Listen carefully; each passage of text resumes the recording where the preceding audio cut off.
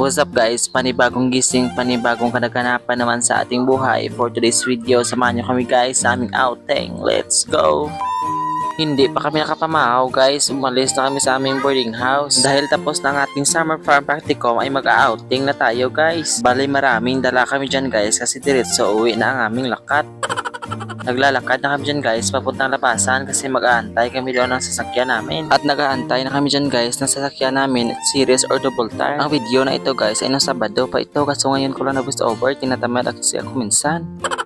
At hindi nagtagal ay dumating na rin itong si bro at sumakay na kami. Napakagutok pa guys sa sinakyan namin si bro. Parang tinapa kami dito na pinipilit na kinakasya.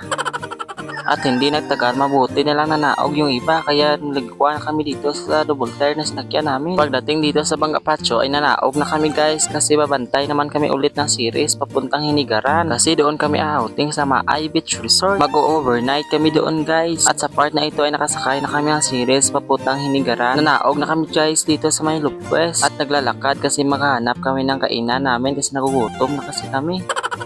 At nag-decide kami guys na dito na lang kami kakain sa may mga talabahan kasi nahidlaw na kami ng lukit-lukit ng talaba. Apat pa pala kami dyan guys kasi hintayin pa namin yung iba na dumating at sabay na kaming papasok doon sa Maay Beach Resort. At ang dalawa namin kasama hindi marunong maglukit-lukit ng talaba kaya mabuti na lang talaga, mabait itong nagtitinda ng talaba, nilukitan sila. At dumating na dito yung dalawa naming kasama kaya 6 na kami guys. Tatabok na kami dyan sa kalsada guys kasi susulod kami sa may Lopwes, mamimili daw sila. At nandito na kami sa sulod ng Lopwes guys, ang obra namin dito ay libot-libot lang.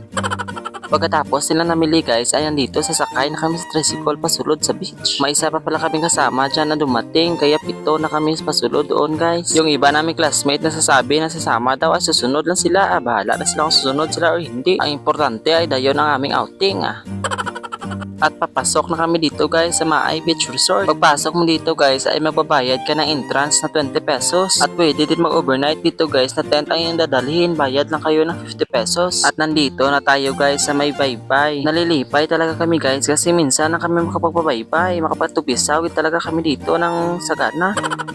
At sa kilid ng baybay guys ay may dalawa sila ditong net. Pwede kayong dito magbalibol. At nandito muna kami guys sa tabing baybay. Naghapin-hapin kasi yung kubo na rintahan namin ay 4 PM pa pwedeng pasukan. Kaya tambay muna kami dito at magpangin-hangin. Napakaganda talaga guys kung malapit ka dito sa baybay. Kasi yung view mo every gising mo ay maganda. Pero naisipan ko guys paano lang kung mag-tsunami di mamamatay sila lahat dito. Kaya uwi lang ko sa bukid At sa part na ito guys ay nagwi-video kami dyan guys kasi hindi pa naman kami makapasok doon sa kubo kasi wala pang 4 PM. Kaya dito muna kami sa videokihan ng hulog-hulog ng 5.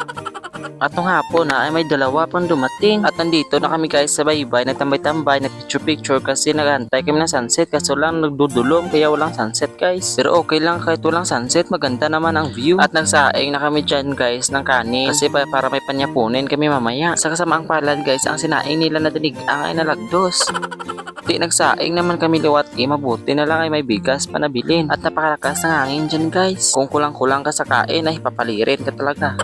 Napakalakas ng alon guys pero yung iba naming classmate ay nagsasalom sila doon kasi masarap daw maligo.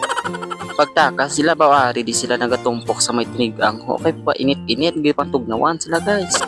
Masarap pala higda-igdaan doon sa babaw guys kaya nagtry kami muna na higda-igda na 3. At nung hapon na talaga guys dumating ang isa naming kaibigan, may dalas ng isda at bola. Kaya naglaro-laro muna kami dito guys sa tabing dagat para masaya. I-enjoy natin ang time na ito kasi minsan lang ito mangyayari. Kaya sa magtutropa dyan na nag-drawing pa, hindi nyo na i-drawing dyan, idayunan nyo na. Baka magtinigulang kayo, hindi kayo mag-outing yan.